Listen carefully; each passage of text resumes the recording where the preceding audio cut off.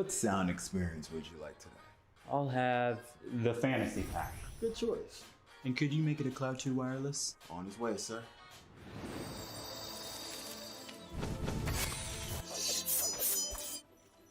Sounds amazing.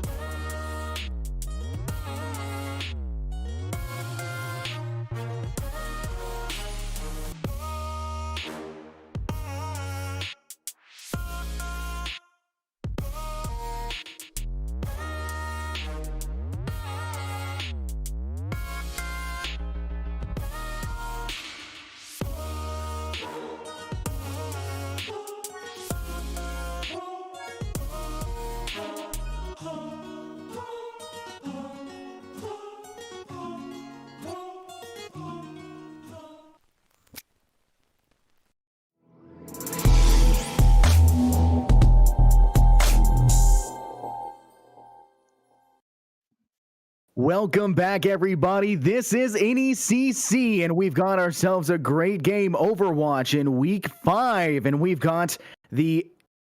Yes, Week 5. So you're holding your hand up, really confusing me. Week 5, and this is a big one. This first matchup of the day is going to be NECC's version of Battle for Bama, UAH versus UNA. This is going to be a massive matchup. These are the biggest rivalries in the top South. I guess South, yeah, because of Alabama, the top northern part of Alabama. It's your most prominent universities up there, and it's going to be a very, very strong matchup. I am Infernosis, joined here by my good friend Chase DeWitt.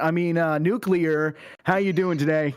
I can tell you, I think Chase DeWitt is doing fine and swell, but Nuclear is doing even better today, and I am pleased to be casting the Emergence Division Battle for Bama today. There's going to be some hammers swinging around. There's going to be some probably some Zarya bubbles we'll see on either side, and I am thrilled to be here. We got some RKOs coming out. Randy Orton slithering in. Watch out, watch out. So I am ready for the matches today. I'm hyped to be casting with the one and only, the most electrifying man in the NECC himself, Infernosis. So, man, I tell you, I'm thrilled to be here. What's your predictions for today? Looking at the scorecard, looking at the card, what we got today. What's your thoughts? There's literally no way to tell. I'm going to be brutally honest with you. Both of them are, top seeded. I think they're both the top teams technically in their division. The only people they've lost to, both of them has lost to Montana in a 2-1 loss. Both have lost that way. When you take a look at their wins, they've all won against NTC 3-0. They've both beaten Montana 2-1. Oh, sorry, they lost to Montana 2-1. They both, one of them's beaten Newberry 3-0. Howard has been won 2-1. It's just, there's no way to tell. There's no way we can predict going into this one. And quite frankly, as somebody that lives in Alabama and has been to both cities and lived in both cities, I have no clue where these esports programs have come from. So let alone what they're going to do is going to be a miracle in the making. But I tell you what, I am unbelievably excited for it because the UNA side, for the notes that we were given today, is they are an insanely brawl-heavy team. They are full of Reddit Lucios and everything in between, and they are super excited to come into this one. But the opposite side for UAH, they seem to struggle against those Ryan Brawl comps, and they love to run double bubble. So this could be double trouble for the UNA side if they're facing off against that. Yeah, looking at it from an objective standpoint, you hit the nail on the head. I can't say it even better. We have two teams top of the emergence division coming from the same region. So I'm sure this is going to be a rivalry for the ages and really a storyline for the rest of NECC for years to come. This is going to be a match that's going to set a precedent and leave an earth-shattering impact on the rest of the Overwatch division for emergence, because you don't want to be seen as the lesser school in Alabama, right? You don't want to be seen as when you're going into matches later in the season, well, at least we don't have to play UAH or UNA, right? You want to be seen as the top dog in Bama. So going into the games today, I think I'm going to have to agree with you. If you look at the teams as well, we see that UAH has a very freshman heavy team, freshmen and sophomores across the whole board. And if you look at UNA's team, they have a little bit more diversity. They have a couple of seniors on their team. They have a couple of upperclassmen that are able to give that kind of edge and experience and mentality and skill. So looking at it from that vein, I don't know. I might have to give the slight edge to UNA, but I think that it's going to be anyone's game. Yeah, I mean, taking a look at what I know just from having and living in these towns and currently attending one of them, a large precedent in place right now for both of them. Somewhat newish terms of esports programs within the universities. Winning out here in NECC and taking the top spot will be a big deal to show to any university president that, hey, we're making waves out there and we know what we're doing. And this game in general is a huge one to come through with it. I know for a fact whichever team's going to win this one out will go straight to the university president and said, we beat our rivals. This is what we're capable of. We may not be able to beat them in our actual sports line because neither of these teams are that good in their sports line, except for hockey for UAH. They got a great hockey team. But neither of them necessarily have the most spectacular football team. They have everything else available to them. They have the esports coming through and have so much they're available to go for it. It's going to be spectacular to come through, and I cannot wait to see who's going to win this one out. We have the actual UNA Gaming president inside. That's going to be Tiger, the Reddit Lucio himself. He's coming out. He's going to rep the squad coming into this one, and hopefully he'll be able to, because he has a direct link to the president. He can throw it straight to his face. I don't know who the president of the UAH's side is, but I know for a fact Emerald is one of the people designated for that, if not already the captain in the first place, because they helped run UAH into Gaming Oasis's tournament, which they took fairly far in, only losing out, I believe, to a Canadian actual like semi-pro team. So I know for a fact both these teams are exceptionally well. It's going to be a phenomenal match to behold. And we're going to start us off in Nepal here in map 1.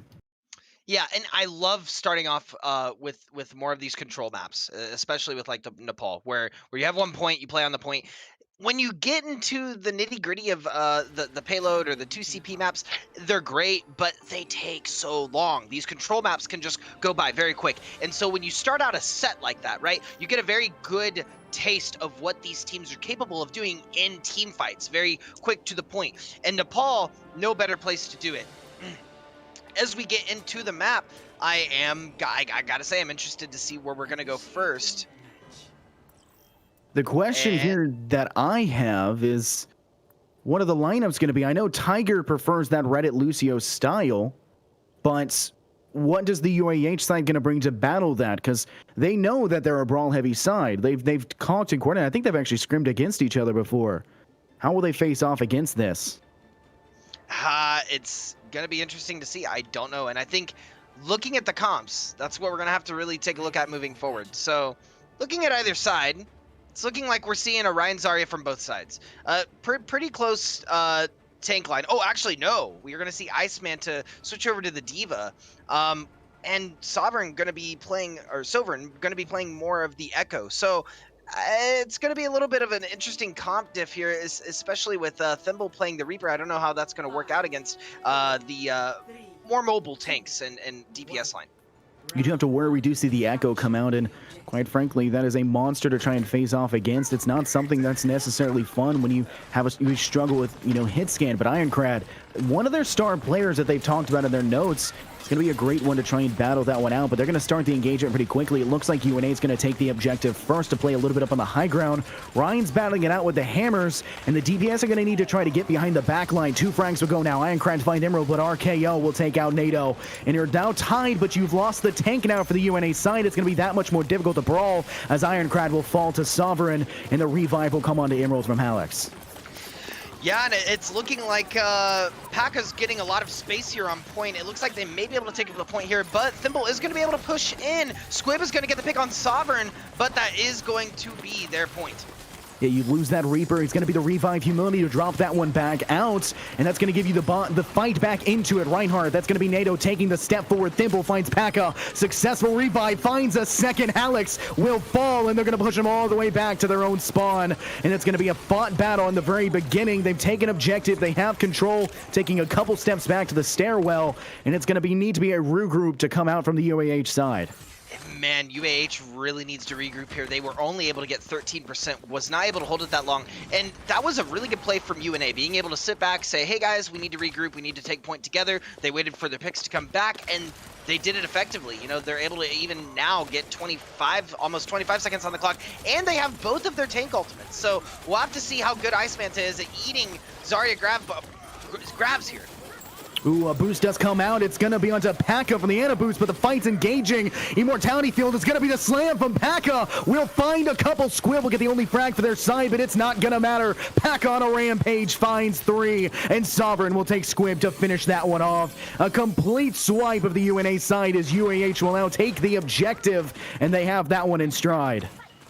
Yeah, and they're going to get it back. They have 19%. They were able to get it before sub 50 on UNA's side, but UAH really needs to hold here, right? They can't lose this point again. It's going to determine pretty much the pacing of the rest of the match if they do. They are looking pretty strong. They have about 3 ultimates coming up online, whereas UNA only has 1 ultimate currently to their name.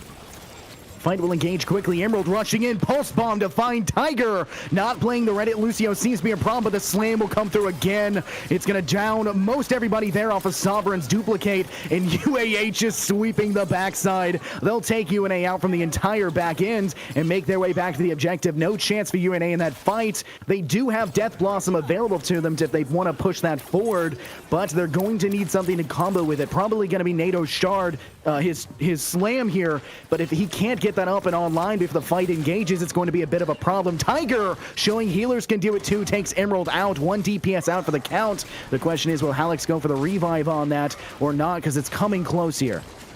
And that's something that we were told before the game. That's something that the teams expressed to us. You have to look out for Tiger. You have to look out for Squib. These guys are slayers on the side of UNA. And we're seeing it now, and today, looks like Iceman is going to look for a cheeky bomb here. Not going to be able to find anything, though. Fight engaging, brawling on site. Paka will get a nice fire charge in as Sovereign will beam down Ironcrad. Emerald, who came back from the respawn, finds Thimble, and UAH takes it once again. Tiger, NATO, and Squib will fall to the tanks. And it's going to go entirely again. UAH will take this map 1. UNA no chance to make it back. We're going to have to see if they're able to do this on the second one as well. Maybe it's going to go more to their style if they want to play Brawl. Honestly, with UNA saying they liked that Brawl style, it's shocking to see that UAH is kind of beating them out in it. Yeah, it kind of is a little bit insane, but you also, it's even more crazy for me to look at it and see that UAH is playing with the Diva, right? And they're losing to the Brawl Comp when UNA is playing the Zarya Ryan, and they're playing it exactly how you should be. We are going to see Tiger switch over to the Brig. So maybe that's going to be able to help out the front line a little bit more, maybe keep that Tracer off the back line a little bit more, and we may see a different UNA this game, or this map. It's going to be a big contributing factor now. They're going to push forward. We do see a couple switches in terms of DPS. No Echo in play now. Humility opting still for the Ana in play. Tiger switching over to Brigitte off of the Baptiste previously. The fight on the high ground will continue to take place. Squib taking the aggressive stance forward, but it's looking like UAH is going to start taking their stance as well. Immortality Field will keep them up and into the fight, but an anti onto the top will make it that much more difficult. Sovereign will find Tiger, and you're already down one of your mainline healers. That much more difficult to stay into this one. UNA needs to find something on the back foot to get real DPS out, and they're struggling to do so. There's the Reddit Lucio. It's coming out. Tiger's bringing it to the game. We'll have to see if that's enough to guarantee this one. And maybe that's their issue. Maybe the issue for UNA is they need to just get in the backline. They just need to get in. That's the issue. So if switching over to the Lucio, maybe the Lucio is going to be able to help with that, as we're going to see a little bit of a kerfuffle on the left side of point. Lucio looking to push in. The backfield is going to come up. Earthshatter coming down, landing on the whole team. Big swing it. NATO go off as Ironcrad and Tiger will find another two. Emerald may have taken out Urana and Rind in tow, but now the last two players standing is going to be the opposing Reinhardt and the Diva, who's demexed. And it's going to be a hard battle. Paka finds two by swinging on sights, and it's up to Ironcrad to find it. He's going to fall, however, after finding Paka. Iced Manta is going to be forced over, finding that kill, but they're going to be able to take this one most likely. UNA still battling it out, giving time for UH to come in. No healers on NATO, they'll fall, and no, UAH will secure it once again off the back of Emerald for a 3K in that ending bout. What a crazy play from Emerald at the end there. That really secured the point for the whole team. And that was a massive pacing issue from UNA. They needed to take the point there because now UAH has 60% on the clock. They have to get in, they have to be aggressive, and they have to get the picks. I think that's an issue with shot calling too. I don't think that they're really calling out targets together. Kind of a bit of a flubbed bob there. They're not going to find anything off of it, and the fight is going to ensue on point. Graviton comes out from Squib, and a massive firefight engages. UNA finding three. An ult will come out from the Diva Bomb. Emerald will get one with a high noon from behind, catching them off guard. A great combination of ultimates, but UNA will still take that one, completely wrecking UAH's side, but not before UAH was able to get 84% on the board. The question that remains, though, UNA has struggled to win any of these team fights. Can they maintain this now? They do have the ults in pockets, but the combinations coming through, you're going to have Baptiste with that window coming through, and you also have a Death Blossom and Shatter to follow through in just a couple seconds. You may be right, but looking at it this way, they have all their ults. UNA saved all their ults for this fight, and so that could determine the pacing of this. If they're able to take the point and defend the point without using any ults here, that's going to be massive, but we are going to see the Earth Shatter from NATO come out. Fight's going to ensue on point once again. It was shatter for shatter, and it goes either way in that situation. NATO still holding on to the objective, but you're going to lose the UNA McCree on Thimble to the Diva for UAH. Ironcrad finding a healer as Squib will take out the DPS in tow. Players falling for the UAH side as Ice Manta will be the last to fall. Your Death Blossom Reaper, who still has it in pocket, is going to escape with his life just narrowly, but UNA is going to start to get greedy. They're pushing up to the front line. They'll find Halix out with Squib taking the aggressive stance. He has a high charge on the Zarya. It's a good chance to keep that charge up. The question is, can you get backsided here? UH has done a good job of charging in, but you'll still only have that one ult. If you can get that Death Blossom in the front and possibly charge that High Noon, you can do another flank like we just saw previously and the last two fights ago, I should say. Yeah, and as they look to push into point, it's looking like it's pretty much evened up. 84% to 70%. Paka is going to get antied on point, and that's going to be huge. He's going to have to back off for the team. Ice Manta is going to find the pick on Thimble. Nato's going to be able to take out Bash. Oh my gosh, there's so much happening on point right now. The Zarya grab's going to come out. They're big swinging on point. Reaper, Death Blossom coming out. Isn't going to find anyone. Oh my goodness, NATO finds a Shatter, connects to three. We'll have the wall up for that, but Sovereign's gonna go straight into it, completely ruining the life there as Halix will get the kill. The fight ensues. UAH has taken it at some point, despite UNA getting to 98%. Immortality Field for Halix will be denied and Halix will fall. UNA will take the point. The question is, can UAH deny for just enough time to stop it? It's taken. 99, 100, not just there, and it's gonna be the fact that Emerald was able to dive on his Tracer. UAH coming in just trickling into the objective. A Doomfist trying to step up. He'll touch in time. Fight ensuing with Thimble. He's going to find it with a high noon. It's going to be a Hammond rolling around the point to continue to contest as their Reddit Lucio will follow suit as well. Fight continues with a boosted NATO. He's going to try to find more success, but it's going to be Squib who finds it instead. Charge coming on, nothing mattering. UNA take this one, and they're finally going to get it here, and it's a 1-for-1 here. Back and forth action constantly. It's anyone's game. Wow. I have to be honest, I did not see UNA taking that point because they got off on the wrong foot at the beginning of that map. And I think what really saved them, their saving grace of that map, was holding their ultimates, waiting, playing around each other together on point. But even looking at the very end, that was incredibly close, nail biter. And UAH was able to come back. They just were unfortunately unable to secure the point in the end. So we will be moving on to the third map in Nepal. This one's a fun one indeed. Lots of environmental kills that can happen here. We are going to see UNA make the swap. Squib's going to switch over to the Wrecking Ball. The Hammond Hamster himself to try and get some environmental. You have both Lucios in play as well. And Tiger sure loves that Reddit Lucio style, so we're probably going to see lots of montage-like tricks to make it around and boop these players off of the battlefield. That is the objective, but you look at UAH, they're going to head through the backfield up through the top layer, trying to catch UNA off guard from behind, but UNA is not going to have any of it. A sleep will connect onto Paka, but the fight does not matter. He's going to get out quite swiftly after. NATO shield not looking so hot here, but it's going to be a continued slam from behind. Squib's going to knock them up in the process. Sovereign finding out humility, and a second onto NATO, and the fight looks like it's going in UAH's favor as Tiger, not just Tiger, but Ironclad will fall, and Thimble's the only person, just a small boon to the otherwise and terrible attack that you just got torn through.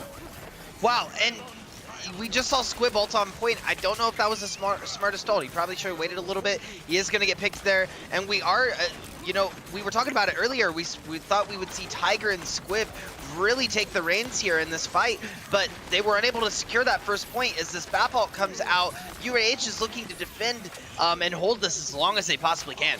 It's going to be that window that comes through from the Baptiste on Helix for the UAH side, but the fight's going to go quickly to the objective. The Shatter will not connect from Paka. Great shielding there from NATO. Ironclad finding out Emerald, but Squib will take a drink. He'll fall to his own environmental kill, but it'll be Ice Manta. They'll Diva bomb the side, and he's not there to cover. Humility, the tank out, getting out of the situation, but it won't matter. They'll trade tanks here. Paka will fall as it's going to be another one to go in. Sovereign fighting onto Ironclad as NATO will take out the healer of Lucio of RKO. Dragon Strike coming through. He'll find two, and Emerald finds two as well. High noon coming out of nowhere, and UAH out of the backside of nothing find another successful team fight. It is time to stop, said UAH. They are done with it. What a high noon coming out from Emerald, and Sovereign got to with the Dragon Strike as well. The DPS of UAH are really stepping up to the plate at this point, and they're really shutting down any attempt of a push or aggression or even irritation on the side of UNA. Notice how UAH has used that garage wall, that window there from the Baptiste to completely slow down UNA. They're just letting the actual point climb. Squib's gonna head to the backside, be the slam down, connecting into 4, and he'll place his ult down as well. Minefield in, and it's gonna find one, but Bob from Ironclad will take out Paka. It's looking bad for UAH. They only have 3 players standing. They'll have to use Drop the Beat to stay into this one, but it's still not looking good. Alex will fall as Ice Manta takes the drink off of NATO, and the last player standing in that initial fight, which was RKO, forced to drop the beat, will step back and let UNA have this one. Fight finally goes in favor of UNA, and they have a chance to carry this one back to the end.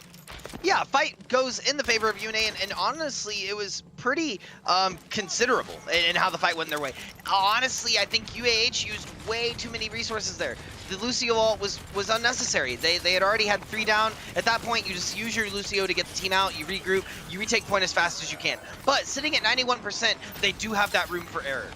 Oh my goodness, Emerald connecting with 2 on the high noon, but Paka will fire charge Humility out. He'll fall to Thimble, but it's not going to matter. NATO and Thimble fall to the Diva of Iced Manta, and that point goes to UAH. Almost no chance of them making it back. Will the Reddit Lucio be able to tap? The stun will be attempted from Emerald, but it won't matter. Ironclad will find it. Tiger trying his best. He can't make it. This one goes to UAH. Map 1, straight to them. Wow, and the battle for Bama is kicking off with a boom. UAH showing to be the dominant team today in their team fight and how they play with each other. Paka, man, this guy has the confidence of an elephant, pushing through the team, full confidence in his team behind him. Nothing more to say. The clip says it all.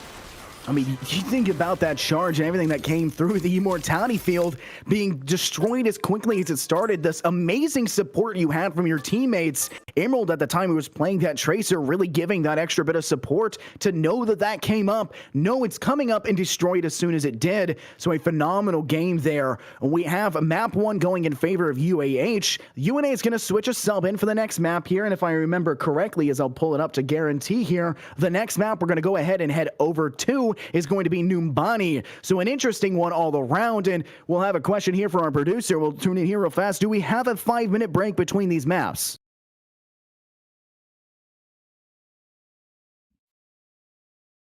All right, if the players want a 5-minute break, we'll give it to them. We'll see what they are interested in. If not, we can continue to rant about such a phenomenal game. Now, the last map there for Nepal, UNA tended to struggle a little bit on there, and I think that a little bit of it was the wasted ults in the hands of that Hammond at the initial stages. He did charge it again for that high ground fight that really gave UNA the chance to take the objective. But the first one that was wasted is going to be a little bit yikes, and it's not what you're going to want, so save your ultimates. We did see one wasted ult in terms of the UAH side, which was that drop the beat like you spoke about, but beyond that, amazing ult usages on both sides. We saw shatters for shatters, everything going in every single direction. The question that matters here, is it going to be enough here on the next map? And it's going to be an entirely different game. Will the Reddit Lucio still show their presence, or will be all for naught and UAH take it for 2 maps back to back? If they take it back to back, I think that's obviously going to be the set, but I think that that's going to really hurt the mental going into map 3. I think that UNA, looking at this next map, are going to have to switch up their comp a little bit. They're going to have to really dive in together and say what's not working, right? UAH's DPS are just popping off today. And so that tells me that the tank line needs to play a little bit closer with the actual healers on the team, because they are getting picked very frequently. And I think that's going to really determine kind of what we see going into Numbani. It's going to be a big contributing factor. I do worry as somebody watching and being able to take the game in stride here and be able to watch and hold both sides. It looks like Humility, the player we had seen previously on the UNA side, who's not in this time, favored Mercy as their main healer, was playing Ana the entire time, did a fairly good job about it and boosting the right people, but we did see Tiger make the switch over to his preferred main. We had seen these switches come through, so do you think maybe they're just not as comfortable with this comp and they're having to go back and forth with it and not play to their specialties? Maybe, and that's hard, right? It's really hard to be playing and your main not working, right? With the comp that you're playing. And that's where you start to second guess yourself. That's where the mental can really kick in. So going into this next map, UNA is going to have to really dive deep and determine what their comp is going to be. It looks like they are going to be on the blue side this time, and we are going to see UAH on the red side. Just for clarification for the viewers at home. Yes, of course, I'm not going to struggle to do that, but usually I do struggle to figure out when the colors do change and their side switch, but thankfully enough, I know the players' names enough this time around, but good looking out for everybody there.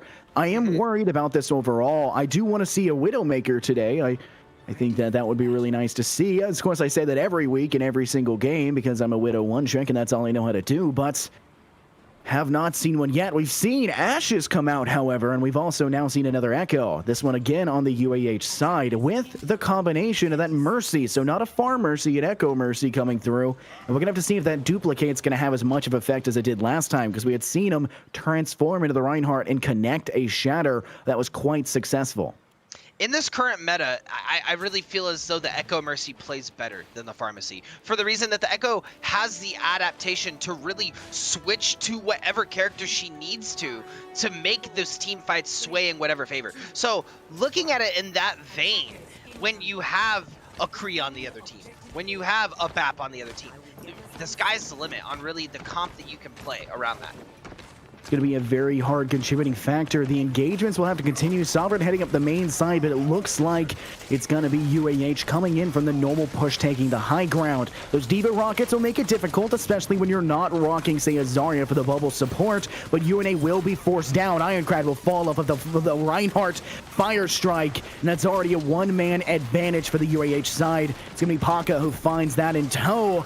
And they are no longer controlling this. They've taken over and switched to the objective itself. A charge coming through, saved by Tiger's Immortality Field, but the brawl continuing on the side. Thimble finds Emerald as Paka takes Shlomo. And this fight's going all the way near to the second pip already, but UNA's trying to stay in. Paka finding 3 under the feed, and he's taken this one. Last man coming through, Tiger falls, and it's just Squib trying to hold on. He'll swing his life away on the payload, drops the minefield, but they'll get the second pip, and it looks like they'll take the third.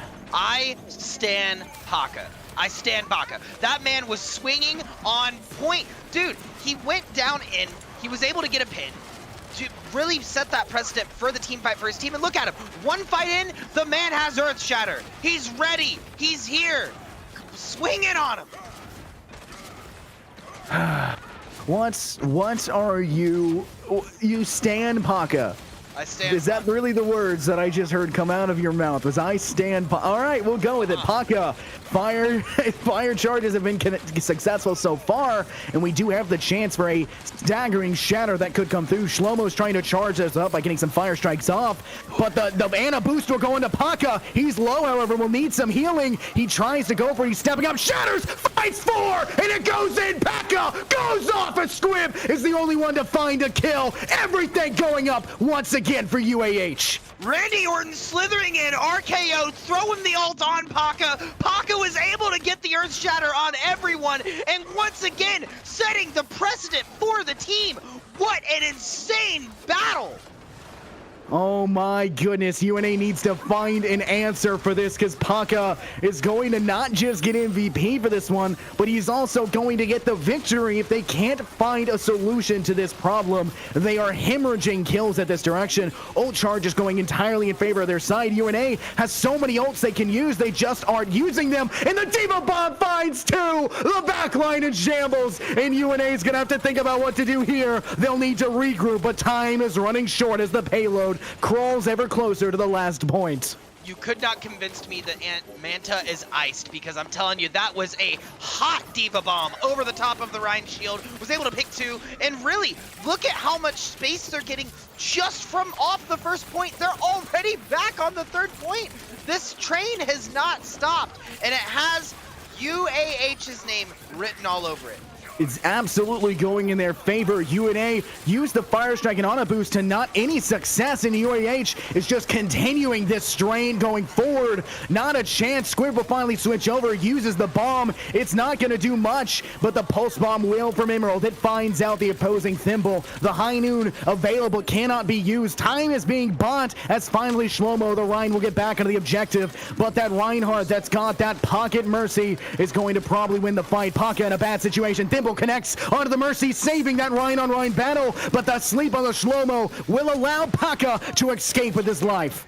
Not only was Thimble able to save the Rhine on Rhine battle, Thimble killed the Echo with the flash in the middle of that.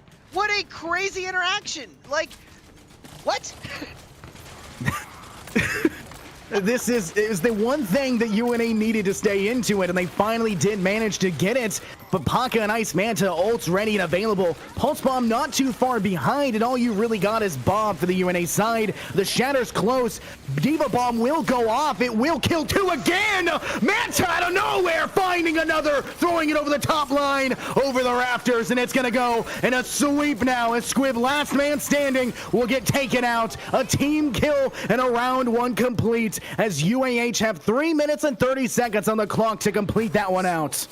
Wow, what a push from UAH. UAH was not letting off the gas, full throttle the whole time. And I really feel like there were some plays from UNA's side where they really could have came back in those fights. Unfortunately, their positioning was really off. Even with that final Diva Bomb, we saw at the very end of that push, the Diva Bomb caught 2 that were not behind the Rhine shield. All you got to do is just push up on your Rhine, stay behind the shield, and you're saved. Voila. chef's kiss, easy. But if you stay back too far, right, that bomb's gonna hurt, and that's what they saw, and they, they got the push off of that. But that's not to say UNA is not in the game, because they could get this push here and get just as much time on the clock. That's the beauty of Overwatch. It's not over till the fat lady sings. Attackers incoming. Absolutely taking it all the way through in stride. UNA is going to try to find an answer, but Emerald has stolen my heart. We're seeing the Widowmaker. So Dallas, my good friend Mick, who said we're not going to see it, you can shut up because we're seeing it right here by Emerald. They're taking it in UAH. They already have it 3-0 right now. UNA has to make it all the way across. Is the Genji combination going to be enough? They have a weird mixture of dive and a high DPS output for that range. Tiger, the Reddit Lucio, and that Hammond are going to try to force their way in. Can the Genji dive that backline in combination? Emerald taking pot shots from the high ground, and they're not necessarily holding the main high ground. They're holding the opposite side, where you typically see a Torbjorn mantled up. But UNA taking the backside in stride. They're going to take their way to the objective. The firefight will ensue on the payload. I like seeing the dive comp here. I really think it plays well around this point. You can get up and down on those angles really well, as we're seeing the Genji push in. Ironcrad looking to get something here, but your man Emerald able to shut him down pretty quick, as well as Ice Manta gonna be able to shut down Thimble. What a play, what a defense. Oh my goodness, we see once again the devastating shred that UAH is dishing out against the opposition. UNA needs to still find the answer. Hopefully the ults will be enough to do it, but you lose that fight and you lose Ironcrad of a snipe in the backside. The double sniper combination will completely dismantle any chance. Genji's just too fleshy for this type of hold. You don't have that Mercy to help support you, and there's nothing you can do about it. Maybe a switch needs to be made. You might not even be able to switch even after. They're taking the backside here on the top ground. Still the sniper situated. Nothing coming too swiftly. UNA making the push here. Hammond jumping up the top line. And then he's going to be able to jump down. It looks like they're really playing around this comp right here on the side of UNA. Squib is trying to get a pick up top, not really able to find anything. But Ironcrad is going to eventually find the kill on Emerald. The res is gonna come out on Emerald to try to take the point. The double sniper here seems to be working well against the dive comp. The dive comp not really able to stand as much. As I say that, the Genji's coming back on Emerald. They are gonna be able to take Emerald out, and it looks like Shlomo and the rest of his team's gonna take point. Absolutely great take by UNA. They lost a couple of the first engagements. They're going to have a little bit less time to make it all the way through. There's no way they'll do it in the same time as UAH, but as long as they make it, they'll have a chance to stay in this one. So the question is going to remain, can they keep this presence going forward? Widowmaker, the walls are going to be activated. The chance for a snipe is high, especially when you're rocking the double sniper, and you've got basically every single ult on your side available for both sides. The drop the beat not available yet for Tiger, but easily charged when you pull and channel that Reddit Lucio combo. The question is, who's going to get the successful shatter that's going to change the pacing of this fight? Oh man, it's looking like maybe Paka. They did get the sleep off on him, but they woke him up, and Paka's gonna be able to pick out Tiger in the backline. The Diva Bomb's coming out, landing right on top of Shlomo. Shlomo was able to take it out though, and we find Paka mid-half health. Oh my gosh, so much is coming out. Ice Manta gonna be able to take out Shlomo. Sovereign's gonna be able to take out Thimble. Ironcrad's pushing in the back line, and Emerald is still gonna be able to take out Ironcrad. This is a brawl fest from either side, and really, we only saw UAH use ults there. UNA still has a majority of their ultimates on deck. Great discipline that we weren't seeing in the map previously for using ults in normal time. So a good job not to waste those in stride. Ironcrad diving the back line of that Emerald. They will fall. And the question is the shatter, which finds its success. That's a big one right there for Shlomo. Paka not looking so hot as Ironcrad will find it with a blade. He steps forward, the nano blade. He's trying to find another, but they're taking the backside. They're scared of that push, and it's going to be Squid that takes the step up. Slept now. He was stunned and slept. He'll get away with his life. Hammond just too tanky to deal with, and the help will come through. UNA just a couple meters away from finishing off the second point. It doesn't look like UAH is going to try to contest it. They'll fight for the third one. And it looks like while UNA is struggling a little bit more on time, they are pressing up through this map, and they are winning the team fights in stride. So Playing behind Shlomo is going to be everything here. Getting Squib out when he needs out, and Ironcrad and Squib diving the same targets is going to be everything pushing on this last point, because you need a full wipe here as we see Thimble come out. The mines come out from Squib. They're really looking to push everything that they can here on this final point. Pocket will find Ironcrad, but it's not going to matter. Renet Lucio himself, Tiger, will find it. And that's exactly what you need to see. UNA has struggled with their ult consumption problems the entire time and not getting real usage out of it, but it's the complete opposite now. Everything is coming up UNA for those ultimates, but Shlomo overextends, falls, and it's going to go in the favor of UAH. 3 now will fall for the opposition. Emerald finding 2 of those. The fire strike from Paka will find it instead, and UNA is going to need to take the step back and regroup. Ironcrad nearing the blade, and it's going to be the Nano that's ready as well. If they can drop the beat, Nano blade in, they're going to have a good chance of winning this next engagement. Not as good time as UAH's side, but pretty close indeed. Man, yeah, UNA really needed that push to really, truly tie up the game, right? They still have a chance to tie it up on the board, you know, having it 3-3. Ironcrad is going to get the pick on Emerald, and that may look where they're looking to push here. As they're looking to come in, Squib is going to go in the backline, straight for the backline on the Ana, and he's going to get slapped, and the D.Va's going to dive on him. It looks like the rest of the team's going to look to collapse. He is going to get antied, and he's going to fall. That could slow the push down for Shlomo. Blade coming through, Nano, Sovereign will fall, Ironcrad finds another, 2 big ones, and the D.Va bomb won't matter, Manta will fall, and it's gonna be Paka who goes instead. You everything, and the last push to the Mercy, get out of here as Ironcrad takes the sweep, and UNA takes it all the way. Oh my goodness, UNA finds their stride and finds the ending. Ironcrad said, all right guys, calm down, I have Blade, Nano me, we're going in. And he went straight in. I loved the discipline in waiting out the D.Va ult, because he waited for the bomb. The bomb was around the corner. He couldn't really get anything more from that engagement except for wait. He waited for the bomb to go down, and then he took 2 more. The reflect on the Ana grenade back onto him, shut it down. It was done. Said deal, signed, sealed, delivered, put it in the mail. It's gone, right? What a great play from UNA, and they needed that. 2 minutes on the clock now. They've tied out this game a little bit more. If they weren't able to get that last engagement and they weren't able to take the point there, it could be an entirely different map. You take a look right now, UNA has 2 minutes to get as far as they can, but the question still remains, who had a more dominant push? Nuclear, what is your opinion here? Taking this one up, what's your prediction? The UAH push that was completely unstoppable, or the UNA ultimate combinations that were devastating to behold? Which one do you think will take it? I really think it's going to be UAH's pushes. It's the consistency in those pushes. Yes, UNA are popping off, and they're able to get really good solo ultimates onto UAH, but it's the team play that's going to matter in the end. So I think looking at the push here, while it is going to be close, if UAH is able to hunker down, hold this down, keep your RKO alive, then I think this is going to go in their side. UNA is going to have a hard time. UNA did struggle to get to the payload initially in their first engagements. UAH, however, did not, but Squib diving to the backline will completely dismantle the top DPS push, and Immortality Field will go out, and it will be destroyed. Slow-mo finding Paka, and they'll take that one in stride. They're going to continue to go forward and try to find it. It's going to continue that way. Thimble taking out Manta. Shlomo again onto Sovereign, and that's looking like UAH is going to get dismantled in stride. RKO and Alex fall to, again, UNA, and the last player of that Tracer, which is Emerald, will fall instead, and UNA is going to take this one. It looks like, it does not seem like Paka is going to be able to make it to deny. It's just going to be that push coming from Squib to keep him at bay. UNA will actually get the payload and be able to escort here. Who saw this one coming?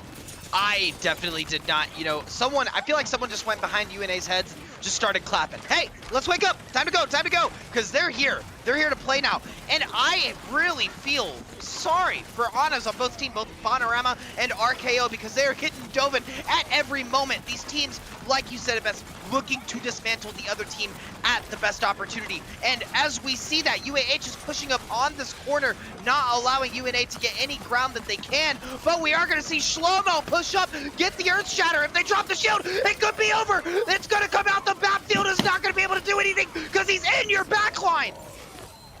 goodness, UNA! You do not get to take everything from UAH, ripping the rug out from underneath the minefield to completely make the tanks fear everything about them, not able to escape, pushing the aggressive stance forward. The Reinhardt shatter and everything dismantled immediately. They may have no time, but they're pushing it all the way. Will they make it to the second point? UAH has to decide where they want to take the stance to fight this off. UNA has to win every single team fight from here onward if they want to stand a chance. Diva bomb all the way from behind. It won't connect. It pushes them off for a second, but the damn blade will come out. It tries to find one. RKO out of nowhere. He will fall back, relegated to a respawn. Squib finding Sovereign. Ironclad onto Paka, and the fight's going in favor of UNA. They'll continue it. Ironclad fighting Alex, and everything goes. Manta, he falls as well. Ironclad will not be stopped, and he'll continue the reign. Last player standing of Emerald will fall, and UNA make it to the second pimp. They'll have to keep it going.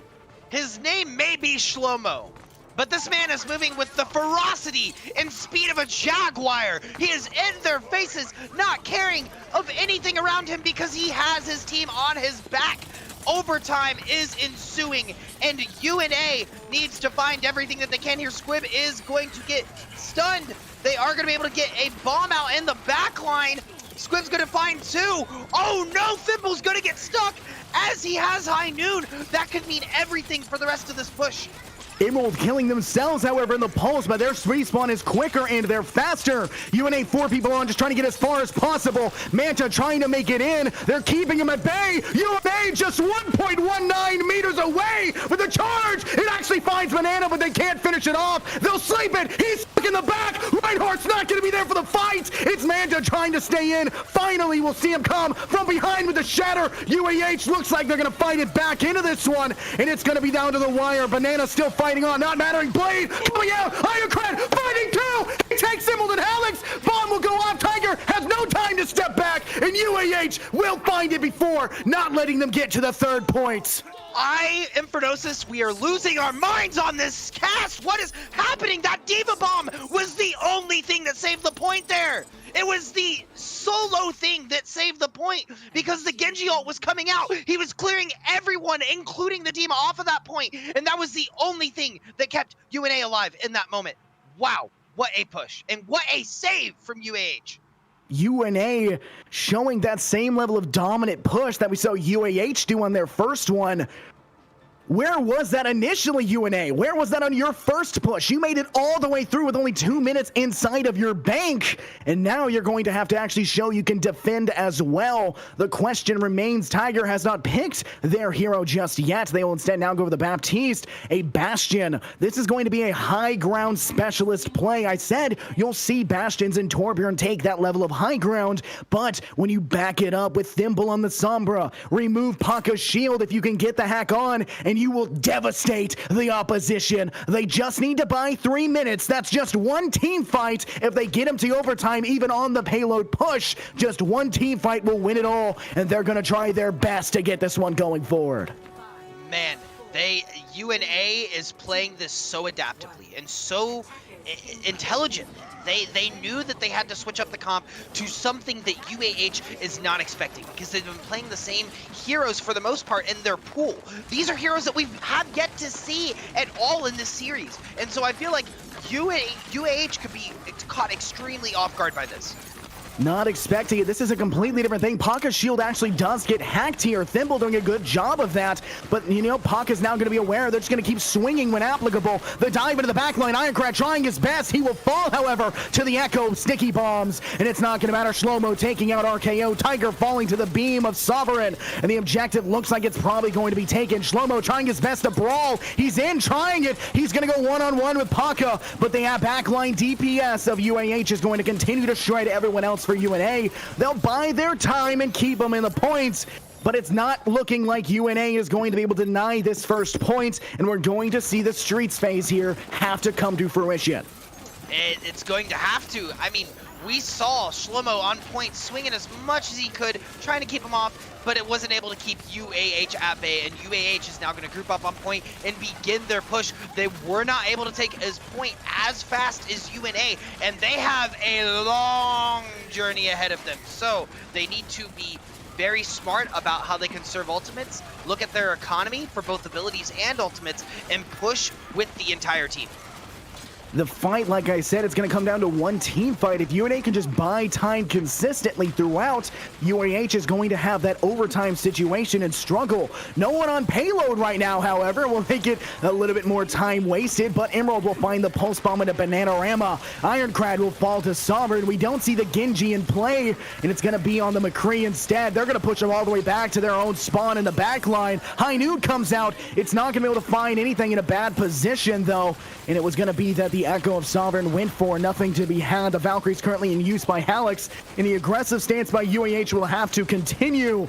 UNA, they've let them come all the way here. They still have a minute left in the bank, and you've not got much time. Shatter connects from over the top, but he'll fall. Nothing to support with the heals, and Ice Manta will save the life of their team and hike Ironclad instead. You have to be on the same page. You can't just shatter and no one follow up. Everyone has to be there. And what we're seeing now is UNA not able to keep up the defense, but they have 4 ultimates at their disposal, where UAH used a lot of ultimates to get there. So UAH pushing up on the corner now in this final push. I think what you said is completely correct, Infernosis. It's going to come down to one massive fight at the end here on this corner. In the massive fight, looks like it might just go to UNA. Emerald will find a pulse bomb, and the Diva Bomb will be a nuisance, but it won't matter. Thimble trades out, finds Emerald instead. Paka, though, finding 2, not looking good. The Sombro, the big EMP was what I was talking about to give yourself the advantage, but Thimble has fallen. 10 seconds on the clock, and they just need to contest. If the EMP can get in, and all of these ults, it will make a difference. Alex reviving Paka out. Sovereign beaming down Bananarama. The Nano did come out for the boost, but it's not going to matter. Fights will have to continue. EMP is ready, but they're not using it. Diva Bomb now dropping from Squib. It'll find one, and there's the EMP, but it's been forced around. Squib, he takes on Halix with that bomb. Fight has to continue on the payload itself. Sovereign duplicating into the Diva. They'll backline Diva Bomb as well. It's going to connect to Ironclad, who just left spawn, and it's not going to go their way. UAH finding every last kill. Will they get the end? The Winston slow-mo just buying time. Is it going to be enough, though? He's slowing it down. He's going to touch again. 3 meters left, and they have time on respawns. Nothing they can do. UAH successfully, miraculously take it, and they'll be 2-0. And it looks like UNA's dominant reign of wins will be denied by UAH. UAH coming in clutch in probably the closest series I've ever seen in Emergence Division, period. Ironclad, this ult was amazing on attack. This is the one that we were talking about that secured point, right? He got the Kree, he waited it out, he was able to come back around the corner and then wipe the rest of the team. Look at this reflect too. Oh, it didn't come out, but he was able to reflect the on and aid back onto them. Wow, UAH pushing it into overtime and able to take it. Very, very slim chance that they were going to do it, and they did it. What a game. You have to worry about that as UNA. Think about that side. UNA could have won that. 100%. They could have had that situation in their favor, but the issue became quite quickly UAH was just winning their gunfights. Everything was going in their favor. Every ability usage was finding a target and taking them out. They were wary of Thimble on the EMP for the Sombra, and they did not let the EMP come out. They refused to acknowledge it, and they just kept taking them out. Every single opportunity denied, and nothing UNA can do when their spawns are staggered that much. And we're going to have to see a map 3. It's a little too late for UNA coming into this one. They've already lost it, and it would have been cool to see, the third map be the decider, but UAH spectacularly finding it out, taking it in a 2-0 victory. Can they make it the 3-0 against what was tied for the top team, but now the second best team? I think that UNA still has something on the board here. It all breaks down to mental, right? And we said that UAH had a better team fight team. They were just playing around each other better. I think what's key there, and what kind of is underneath the surface, just we're looking at the tip of the iceberg. Underneath that is the positioning of UAH. UAH that entire time had that core positioning, and the supports were able to get back and forth when they needed to. RKO coming out strong and keeping that tank line alive, while also having Emerald snipe at every chance available and moving around. Just the diversity and being able to quickly transfer and move with your team and adapt as fast as you can is what's going to be that small determining factor that is going to determine these sets. UNA, nothing to scoff at either by any chance. They are playing amazing as a team together. They just have a few things to tweak going into this last game, and mental is one thing that they cannot afford to lose. You've already taken the L, unfortunately, but you don't want to take the big 3-0. You don't want to have that situation. I'm sure every single person watching here absolutely adores what's been happening here. There is nothing going negative for either side. It's been back and forth constantly. A great match to behold. Nothing can be said negative about either side, but you got to keep fighting to the very last minute. That's the good thing about Overwatch. It is a best of 3, but you can take it for that map lead and still have one to show that you're not out for the fight and they're not that much better than you. You don't want to look at the scoreboard at the end and say, we got 3-0'd, because it doesn't look like that when you're watching the game. It does not look like a 3-0 by any means. It's back and forth constantly, and there's nothing deciding that. You need to take your mentality to the next level. Still show the confidence that you have going into this one, and quite frankly, I'm looking forward to this one as well. Likewise, we're going to be on Dorado this time around. It's going to be a little bit of a different change of pace, and we may see a little bit of a swap come out. It may be that we see Shlomo get swapped out for NATO. And while they haven't played together as a team that we've seen so far in this set, it's difficult to see how he's going to do, because, in my opinion, both Shlomo and Paka were playing the Rhines right. There was no doubt about that, right? Shlomo was able to take points by himself, swinging in their face. The only thing that is really going to determine and separate those tiers are the Earth Shatter kills and what they're getting on the capitalization of the Earth Shatters. While Paka was a lot stronger in the first map that we saw on Nepal, I really feel like on the last map we saw Shlomo get into gear, and that's funny to say because his name is Shlomo, but he was really kicking it into gear, kicking it up. So looking at this now, bringing in a new tank, maybe bringing in NATO, it may be a entirely different comp that they're looking to play. Yeah, you do have to worry about that one, and Dorado is a heavy map. One thing I've been noticing in Dorado recently, and I think you actually casted with me for one of those before, Bastions. Pretty heavy focus up on the top lane for this first kind of payload push. Could be a big contributing factor for that high ground, but not as much in the second or third stages. Long-range snipers could be a big play. Ashes have a very high focus coming in. Echoes have a dominant force always on most maps, especially when they have buildings or long pillars they can hide behind in the air. The really question I have here is which side's going to show those shatters that we talked about, because both sides have favored that Reinhardt choice. Which shatter will be that impact? We know Paka has had phenomenal showing all the way through this, just dominating with every shatter and every play going in, but not to be outdone. UNA has found tank on tank, sub for sub. Every single one of them is attempted and kind of tried to match, but just can't match up entirely. It's like a 90 to 100% difference. It's close, but no cigar for UNA. Seeing NATO being swapped in too, potentially, I know that he favors a Sigma as well. So maybe they're looking to switch up comp and play the Sigma. So, it could be a massive difference in the flux that we may see from the Sigma as to the Earth Shatter kills that we may see coming out. But, then the question of that is, how is UAH going to counter? Well, we'll see RKO just switch back to the BAP, right? That's the most logical explanation, but you really can't tell until you're in game. And it looks like they're going to switch out as well. They're going to switch Nappy in on the DPS. So it's going to be interesting to see exactly what he plays as well going into Dorado, because Dorado, you can play a lot of different comps. The Brawl comp works really well, right? You get around that first turn, you drop down, you attack, you stop that push. Or I see Winston played a lot on Dorado. The frequency of being able to jump around and get those kills, be in those spots where you can get the electrical cannon off, the Tesla cannon off, and they don't really know where you're at, right? So I think going into this last map, it's going to be a determination to see what these new subs are going to do in this last game. It's going to be a great one to behold. Honestly, I know I talked about this at the beginning, but both of these universities can show these to their presidents or, gaming organization behind their university to the upper management and say, this is what we're capable of. And I still think that's true. Despite UNA losing, this has been exceptionally close.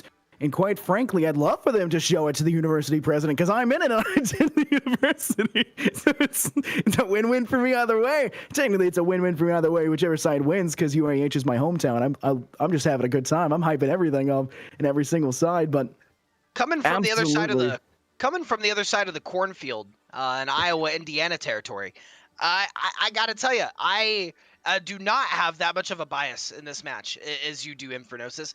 I'm just looking at it objectively. And looking at it objectively, we have two very strong Emergence teams going up against each other and swinging until overtime in both games. Even if we look back at Nepal, on the second and third map, it was 100-99. It wasn't just a blowout, right? Both of these teams are incredibly close in skill. And I think one thing to take from today is, if they haven't already, they have found their future scrim partners.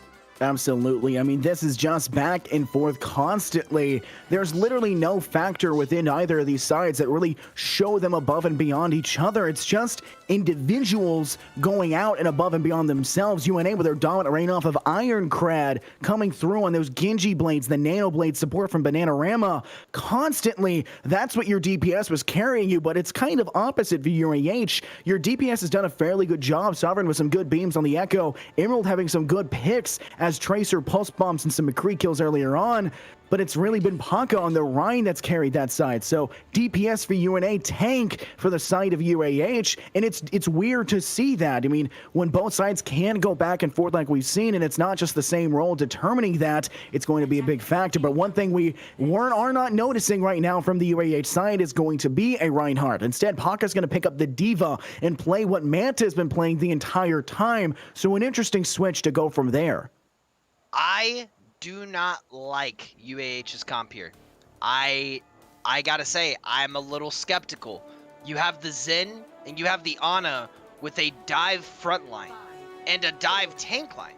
If someone jumps on that Zen, what are you gonna do, right? Especially if they're pushed up so far. Plus, what are you gonna do about the Earth Shatter that's gonna be in your face and the Diva bombs that are gonna be in your face? You have no answer for that. So UNA, if they're going to take any map, this may be the map to take, because I feel like UAH is playing a little bit too far out there. You know, we do see the slam attempted from Manta, not able to get up to the high ground, but they do manage to knock NATO down. Sovereign with a beam on a 1 to Bananarama. Paka finding NATO out, but it'll be Ironcrad finding the first and second now, taking Genji, and a third Ironcrad saving it again. The difference in DPS showing its ugly head here, and the fight will have to continue. The last three players to the right side waiting for the backup support, just trying to stay back, but like we've noticed, there's really no shields from their side. It's just going to be the attempt to eat all that damage up from the Diva Matrix. Yeah, Ironcrad is a beast. We've seen it all set, and the first Diva Bomb is coming out. Is anyone going to get picked by it? No, everyone was able to find cover, and that is what I said earlier about UAH's position, or UNA's positioning, right? They needed to improve it. With that, they were able to do it. So, are they going to be able to hold this point? I don't know. Sovereign's getting a couple of picks. We're seeing NATO bust in with the Rhine, swinging around. 110 health left, and he is going to fall to Emerald. Yeah, unfortunately, he did win out in that kind of brawl, which, I mean, obviously Divas aren't necessarily built for that in tow, but, you know, the Genji coming behind by Emerald is going to be another factor to look out for, not just in that fight, but now with the fact that you've gotten the Nano and Halix and Emerald's Blade ready. It's going to be back and forth. UNA showed their prowess on the Nano Blade now. UAH is going to try to do it just as well. Ironcrad taking Sovereign out of the fight. That sniper on sniper battle, winning it out. Emerald will fall to Ironcrad. Another kill for them. Ironcrad finding everything for the UNA side, but it's going to be Ice Manta. They're up top. The minefield is ready. They've been spotted out from behind, but they could drop and completely remove any option for UNA to step away. He'll take the fall. Minefield coming out to go. NATO in a tough position, taking a bit of damage off of that. The Immortality Field, however, will guarantee the life of one. Ironcrad at 10 HP, finally healed up, but Ironcrad not mattering. Nano Blade coming out. Emerald, big one on the Bananarama. It'll be the drop the beat to save the lives for a little bit, but it's not going to matter. Emerald finding Ironcrad in tow, and he's going to continue to find it before taking the step, taking the L, and falling to Nappy. Oh, man. NATO, oh, NATO. He did not want to field that one. He missed the shatter. He dived into the back room and really was not able to do much for that fight. Nappy is going to be able to take out two, though, and we are seeing a completely dominant Ironcrad on this map. This man is just doing everything that he can to secure this victory for UNA. They're trying to stay into this one. Nappy does have Death Blossom available. If they can get a semi-coordination with it in any capacity, it would be phenomenal. Ironcrad finding Emerald out. Looks like UAH is going to take a step back. Garage Door will go down. Give them a little bit of support for that damaged backline. The help will try to be there, but the question still remains for their side. Will it be enough? Attempted damage across the board. UNA getting aggressive out of the backside. An Eaton fire charge from Paco will guarantee a little bit more ult charge. Too bad it was already 100% charged, but it does remove any chance for NATO to get any more charge for himself. Very true. Very, very true. And looking at this, man, Bananarama is doing just objectively a great job as a healer on the side of his team. We are seeing UNA fall a lot, but they are going to be able to hold a stronghold here, and those BAP lamps are just coming out super clutch as we do see a Diva Bomb come through. It is going to take out Tiger, the Reddit Lucio himself. Nappy's going to respond with two of his own, taking out the healers. NATO's going to push in, taking out Emerald, and UNA is looking to defend this corner. The minefield in the back, however, from Manta takes out one of your healers, but NATO doesn't need it. He'll find Ice Manta in tow. It's going to be a tit-for-tat kind of battle, extremely close in every capacity, but Paca, who's DMAC'd, is going to try to step in. The Dynamite just short of finishing off before it goes. NATO taking the step forward, desperately needs heals. Finally, Bananarama is able to get there and help. But the shield is looking worse for wear now. Eden fire charge by Paca, guaranteeing a little bit of extra effect. NATO, however, does have the shatter. Bob goes out, connecting and hitting a wall on the backside as Nappy finds Sovereign to clear out the opposition's bomb. But it's going to continue to go back and forth. Something is not going right here for either side, as it's not going in one way or another. Slam now by Ice Manta. He'll continue the engagement, but it looks like UAH is going to keep it backward and tried. Emerald finally getting Blade. Nano's already on top, and he's going to try to go for it. Banana in a bad situation, but they're going to get it. NATO saves the life off of it, and it looks like UNA's found their stride. Shatter connects, and everything coming up UNA. Paca just trying to escape with his life, and it doesn't look like he'll manage it. Wow, Emerald almost taking out the whole team with that Genji ult, but we saw Tiger drop the beat, and followed up by the beat was the Earth Shatter from NATO, saving the point for UNA with only, 3 meters left to spare. That was a very, very tight battle. We are going to see Bananarama has his ult up. So does RKO. So 2 supports up, or 1 support ult up on each team. However, Squib looking really close to that grab. It's going to mean everything if Ice Manta is able to eat this grab or not when they look to him push on this engagement. A very difficult fight will be coming forward. We do have Garage Door available for the UNA side, but you do have that double sniper that UAH has been showing great prowess with, and the ability to connect with those with this high ground will be devastating. Nappy, though, won't let it matter. Emerald will fall from the church side. Nappy is going to get rushed down by Ice Manta, forced to fall back, not wanting to deal with it. The fight will continue. It looks like Squib's taking the aggressive stance. Good charge on the Zarya as well, but NATO's taking forward. He needs to build ult charge in this fight as Paca has switched back to Ryan himself and will try to continue the engagement. He already has his shatter mostly charged. NATO's trying to get them back for back as well. They matched it. NATO finding some fire charges to connect, and it's Emerald who falls to Ironcrad.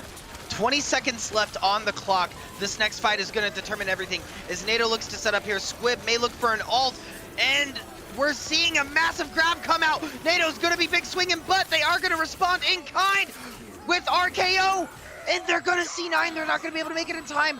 The grab held them off. RKO even responded in kind with the Transcendence, but it didn't matter in the end. Absolutely unfortunate for UAH. They made a ton of switches. You notice they switched back to the Reinhardt. They switched over as well to the double sniper. They did everything they could, but the issue is the fact that UNA had an answer to it. It's unfortunate with the fact that Squib coming through with that Graviton, which kept them off of the point, and then a bomb in the face as well. The only thing stopping the bomb from just shotgunning, face planting into the opposition.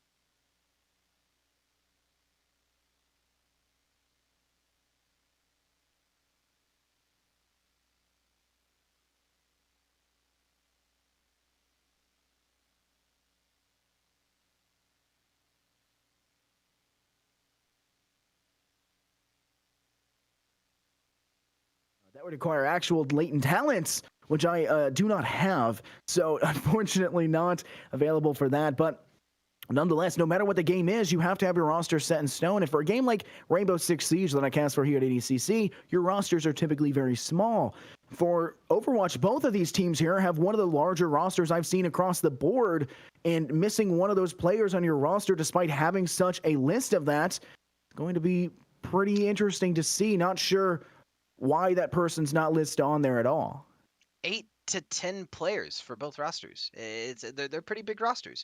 And unfortunately, you can't be in VC either. This is collegiate esports, right? If we didn't if we didn't have roster submission, then at that point we are just compromising the competitive integrity of these matches, because anyone could come in, any Joe Schmo from off the street, or even amateur players, maybe former pro players, anyone with just a random account could hop in. We need to solidify and make sure that these players are in fact on our sheets, as well as actually on these collegiate rosters, to make sure that we're validifying, this moving forward.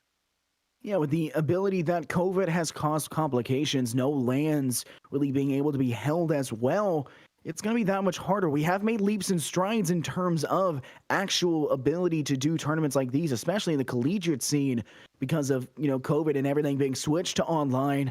But you can only go so far. The players and the teams have to go through that effort as well, and you have to acknowledge the rules. In R6, there's skins. You can't use any skin in R6 that's not a base set, and it's players don't follow that rule. You get one rehost, and if you do it again, you forfeit. It's over. It's done. That map's gone for your side. And unfortunately, you have to follow the rules no matter what the game is, no matter what you do. It's just going to be what happens. It's kind of like if you abuse a glitch, maintain integrity. Don't be exploiting things that are based in the game. Don't be exploiting us at NECC either. Exactly. You don't want any Johns after a game, right? You want to be able to look at a game and objectively say, wow, that was a great set. That was a great match. You don't want to say, oh, well, we've never heard of this person, or this person was blah, blah, blah, or, they had this keyboard, this mouse. It doesn't matter, right? In that regard. That's why we have all this information up front. That's why we get this at the beginning of the season from all the teams, so that we can understand. And I'm hopeful. I'm very hopeful that this is just a miscommunication error, right? Because I would hate for this to go to an auto forfeit from either team. And what, like I said earlier, and I will touch back to, is probably the closest set we've seen in Emergence Division. Unfortunately, I think we're actually muted. Unfortunately. Chat is now caught up to the caster scene, and apparently we're muted, so... I see. We should be back. We're back, all right? It'll be 3 minutes, but we're back. So basically we said maintain integrity. A player problem with somebody not being on the roster for one of these two teams is going to put a thorn in the side of them, and a possible forfeit could be had, because each side has a massive, 8 to 10 different teams that already designated on their rosters. To bring in a player that's not on the roster... 8 to 10 different players. 8 to 10 different players. And to bring in a player that's not on there... It's not really what you're supposed to do. Maintain integrity. That is the base set rules. This just in, that's a no bueno. We don't do that around here, right? You have to have the rosters that you said at the beginning of the year. It's like we said, it's the competitive integrity of the set. And we don't want to see, I would hate for this to be an auto forfeit. I would love for this just to be a simple miscommunication. Well, maybe, I just changed my name, or maybe this just happened. I can prove that I'm this person. But an auto forfeit in a series that has been this close, you have to hand it to the NECC. They have to do it, right? We have to go with whatever is solidified in the rules.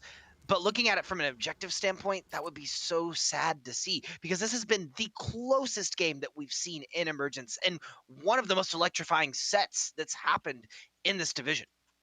This just in, Chief. This ain't it. And also, apparently, it has been worked out. One of the players for one of the sides of the team was just on their alternate account, so the name was not the same one. So they've now switched it over to a name that's on the roster and set in stone, and it's going to be worked out. So they are no forfeit in place. There's still a couple questions about players in VCs. We'll figure that one out as it goes forward. And I'm pausing a pause to make sure that player gets into their roster and situated. But... nonetheless, the match is already set in stone. It's already a 2-0 victory for UAH. If a forfeit comes through for either side, it could change it, however.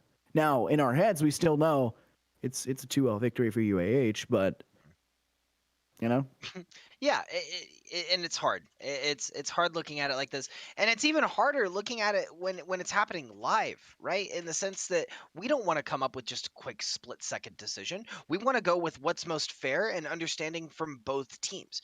And so, looking at now the issue of having someone in VC, maybe that's also just a simple misunderstanding. But this just in, it looks like we are going to be able to get back into the Overwatch action. We are still paused.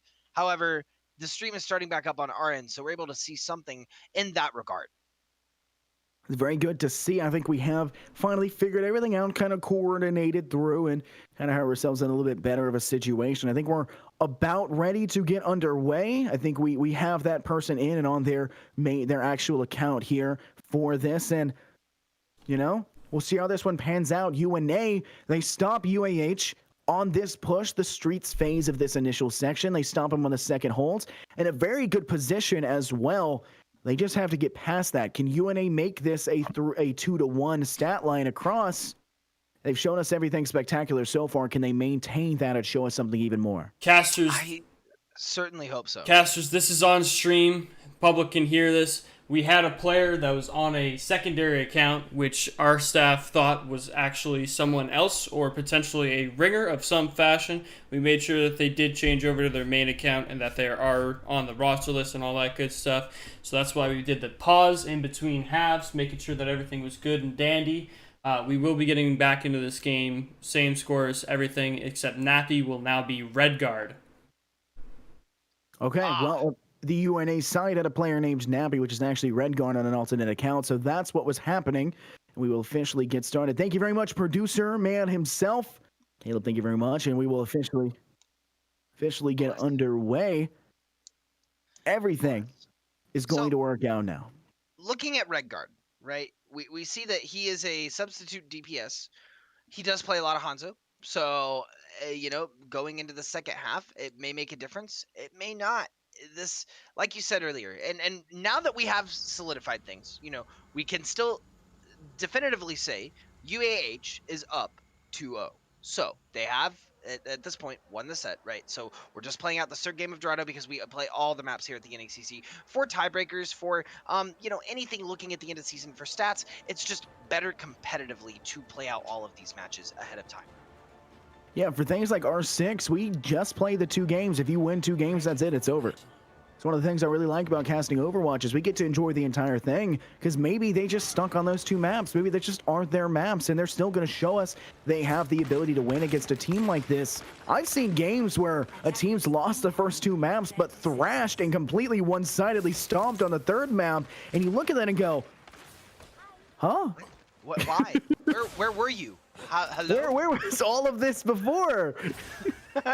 Like, it is crazy to watch those sets too, because it plays around the maps. You know, every game is different in the sense that you are now being put in an entirely new environment, right? And depending on how often you practice in that environment or how often you scrim in that environment can mean everything for game day. Yeah, absolutely, and I think both of these sides, if they aren't already scrimming together, they absolutely should be. It's just, I mean, it's just so evenly matched across the board. It can go back and forth consistently. It'd be such a good, even just a scrim to behold. I'd love to just watch in on that constantly, but Scrib would be forced out of the map pretty early on. The opposite side of UAH has brought in a May as one of their DPS now, but Ironcrad and Bananarama, the Genji and Nano combination could come through to great fruition, but it's not going to matter for Squib, who falls first to Emerald. Yeah, looking at this too, they're having a hard time pushing past this point. They are being able to set up on the end. Paka holding a front line for his team and allowing Emerald to really pop off on Tiger and Ironcrad. It looks like UAH is holding this definitively. A high noon will come out from the high ground of Emeralds. They're not able to find anything, but they will drop the shield, which does secure the kill into NATO, Redguard, and now the May kill again for Sovereign second onto Bananarama. There was a sleeve that managed to hit Emerald, but it's not going to actually matter. It will go the other way, and UNA is going to have to regroup here. It's Squib up on the Diva, taking the high ground, trying to catch some players off guard, but the Orisa for that extra layer of shield will be a huge problem for the opposing side. A stun from Emerald on Ironcrad will secure the kill. The dive from the Diva and Squib will try to secure as well, but they're taking a lot of damage, and Emerald does not look any worse for wear, winning that fight handily. And it looks like NATO is now going to have his ultimate. He's going to look for something here as the team groups up, looks to push underneath bridge. But Paka having his Earth Shatter as well. Both teams looking very strong on this push. However, UAH is just able to hold it. UNA is not able to get past this push here. Oh, we are going to see the Bat Vault come out. Massive Ana nade hitting multiple, if not the whole team on UNA. And they are forced to back out. NATO is going to get the pick on the Orisa, but it isn't going to matter as the team is pushing up and in. Yep, UNA needed to do a full regroup. They still have about 1 minute and 50 seconds. Tiger's the only one to survive, running away with his tail between his legs to the backside. Smart decision to step away, not bring the ult charge to the opposition, and that's exactly what you need to do. Baptiste does a very good job of escaping as well with a little bit of mobility that he does have into his pocket, but Squib's going to take the frontline aggression. We do have a player up above as well. We could see Emerald going for that high noon from behind again, but we also have the Genji Nano Blade available and a Shatter to follow through as well. A lot of ults. Nanoblade comes through over the top line. He's going to start swinging, but the Immortality Field may be able to deny. He'll swing and take it out. They'll Shatter for it, but it doesn't connect. Up they goes UNA as Squib and Ironcrad find him. Red Guard and Bananarama, not to be outdone, will help clean up as well. UNA seems like they'll push it the rest of the way forward, and it's a fight won by UNA finally. Wow, Bananarama and Squib were able to really create a space there, and UNA was able to fill it. Ironcrad, I don't know, man. We talked about Paka maybe being the MVP at the beginning of the set. It may be Ironcrad. Even though UNA has fallen every game, Ironcrad has found the kills for his team and created these opportunities for the team as a whole. UNA was not able to get through that push without the Genji ultimate coming out, taking out the Bat Field, and then pushing in. We are going to see an Orisa Field come out. Emerald's going to be able to take out 2 on the side, finding Ironcrad as well, but that's not going to stop UNA's push just yet. Looks like UAH will kind of force UNA back. They did get the majority of those kills and have demeched Squib, who will attempt to get back into it. Fire charge won't connect from the opposition of Pocket to build a little bit of charge. Squib right back into the mech to get this one started again. That damage boost is the same thing you see for the Baptiste ult for that window. The Orisa does basically the same thing, just supports your squad in a way that, not necessarily available otherwise. Player will be dropped from down below. It's going to be the Baptiste of Hallex forced off the high ground, but Emerald is up there with the high noon there. May freeze going through. It's going to freeze a lot of them, and Neo and Red Guard will fall. Emerald still holding up top in the high ground. UNA desperately needs to regroup. Ironcrad finding a dash kill, stepping up to be contesting in the front line, and it's going to be a hard battle now. They're still keeping the aggression despite losing the initial few players. Another blade comes through. It's going to be Ironcrad. He gets stunned, however, and saved. Ice Manta will find the kill, and that's the way to shut down UNA. It's the only way to shut down UNA. Take Ironcrad out for the fights. No, not today, Genji. Paka turned around, shattered him. The first glance he saw him, he said, "It is not happening. You're not getting a push this time. Stop it, Ironcrad." As we are going to see Ironcrad switch off of the Genji, and he is going to play more of the hit scan. So, looking at this push, it could make all of the difference. Squib, a little bit of an awkward diva ult there. Not sure if that's exactly what he was looking for, but we are seeing UNA push up a little bit as they are going to fight on cart. Paka's going to get nano boost. I want to point out as well, Red Guard solo death blossomed. RKO on the opposite side. He RKO'd him out of nowhere from the high ground. But UAH will completely sweep this engagement. Wasted ults on the side of UNA. The nano, the shatter that didn't connect. And of course as well, the Diva mech ult that didn't connect. It's going to be bad here. UNA desperately needs to regroup. 50 seconds for them to do so, and their ults are going to need a lot of support. Really no DPS ult to back up for that nano, and you're gonna have to rely on probably NATO himself to be that swinging front line with that nano boost. Yeah, that or, Tiger's gonna have to prematurely use Land here to get them up on point and build this ultimate charge. NATO, seeing that Pack is looking for the shatter, a little scared, holding up the shield. The shield will fall at some point though, as they push in. UNA looking to take this cart. As we saw, the lamp's gonna come out. Oh, and so is Sovereign. Sovereign's coming out with the freeze, and it's gonna hit one, it's gonna hit two. Alex is pushing up on NATO, gonna find the kill, and they are gonna be able to DMX Squib. This could be the end for UNA. UNA did a good job of eating the Emerald High Noon and, of course, pulling the wall up in time to stop the Shatter of Paka, but they're not able to go so far into this, cannot make it back. It will be stopped, and UAH will win it in a 3-0 victory all around for every map. Insanely close games all around, and that's a great representation of it right there. Despite them neither of them making it to the second ending point, they were just one short little street away from matching each other and either side winning. That's how close these sides were in every single map, and it just goes to show you how close these Northern Alabama teams, these north side of Alabama teams, I guess I should say, since one of them is named Northern Alabama, but these northernmost Alabama teams, they are consistently neck and neck, and these programs are something to keep an eye out for. 100%. Even as we push into the Emergence Division, neither of these programs are count out. This just in. Do you know why they call Paka Paka? Why is that? Because he's the backpacker, putting everyone on his shoulders, charging through. What a crazy game. I don't know who I got to throw the MVP to. It's either going to be Ironclad or Paka, but definitively one of those players from both teams both saw amazing solo plays and team plays that really put themselves over the edge for the team and really gave their team the edge in those fights. I really don't know who to vote for. I mean, Paka was the carry in every game, in every capacity. That tank differential was massive. Phenomenal player. It's just something to behold, to watch into it, but not to be outdone was the DPS of the UNA side. But the issue with that one is Paka was consistently able to have that prowess, and Ironclad was able to get that as well with the pressure that was coming through on both McCree and the Genji, but most of his actual phenomenal plays were with that nano boost combination. So the question is, Ironclad or your support healer with the nano boost with the Ana, which one do you choose? Because both of them couldn't have done it without the other.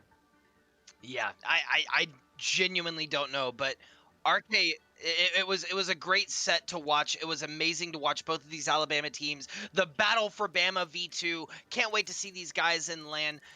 And, you know, I just have one more thing to say, and that is GG's. And good luck, have fun for the rest of the season, folks. We are going to move on to the next set here soon. We did have some technical difficulties, so we are going to be foregoing any player interviews so that we can get the next set moving along and get this train rolling. I have been Nuclear, and I've been joined by Infernosis. I will be stepping out on the next cast. However, the action will continue, but we are going to go to a short break.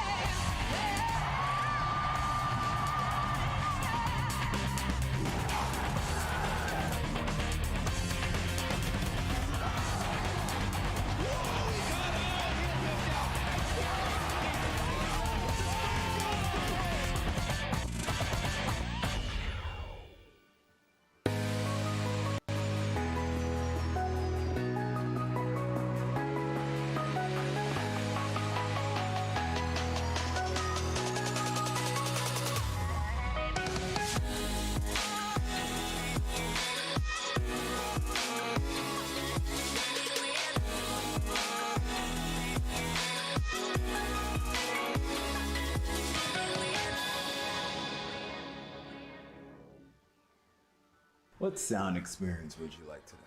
I'll have the fantasy pack. Good choice. And could you make it a Cloud 2 wireless? On his way, sir.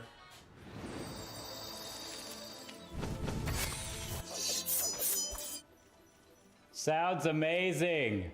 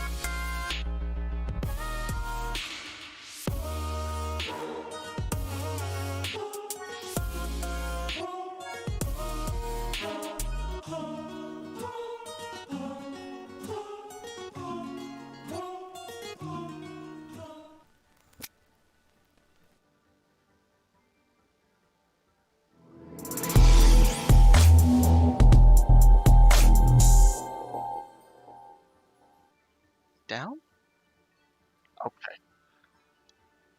What do you?